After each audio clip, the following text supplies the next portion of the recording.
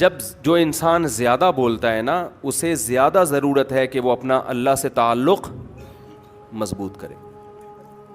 اور خاموش رہنا اس سے انسان کے دل میں روحانیت پیدا ہوتی ہے, نورانیت پیدا ہوتی ہے.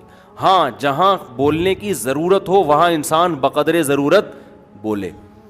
اور خاموش رہنا کی دو قسمیں ہیں. ایک تو اس لیے انسان خاموش رہتا ہے کہ بولنے کا کانفیڈنس ہی نہیں ہوتا, یہ خاموش رہنا معیوب ہے کیونکہ آپ گھبراتے ہو, بولا ہی نہیں جاتا آپ سے. بولنے کی پاور ہونا, اسپیکنگ پاور ہونا, یہ اللہ کی بہت بڑی نعمت ہے.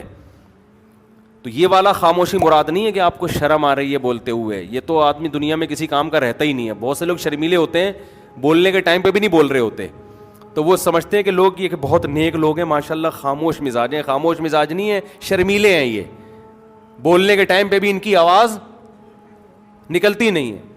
ہم جب حضرت مفتی رشید احمد صاحب رحمہ اللہ تعالیٰ کے پاس گئے نا, شروع میں جب کالج چھوڑ کے ہم گئے, تو وہاں بہت سے لوگ آیا کرتے تھے. حضرت کبھی کسی سے نام پوچھتے نا تو وہ شرمیلا نام ہی منہ سے اتنا ہلکا نکلتا کہ سنائی نہیں دیتا تھا.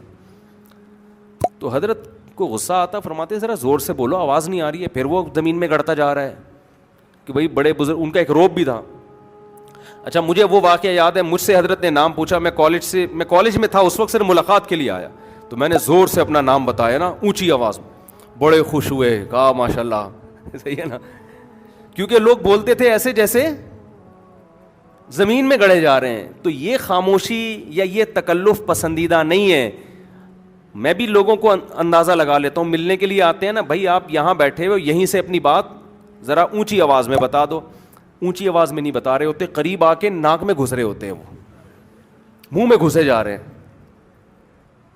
تو یہ اسٹائل سے انسان کا اندازہ ہو جاتا ہے کہ یہ کانفیڈنس سے خالی آدمی ہے. سمجھتے ہو؟ تو آ رہا ہے وہ, بھائی تھوڑا پیچھے رہو یار, ادھر منہ کرو, تھوڑا سا پیچھے رہو. تو وہ گھسے جا رہے ہوتے ہیں, منہ کے اندر گھسے جا رہے ہوتے ہیں. تو یہ خاموشی شریعت میں پسندیدہ نہیں ہے.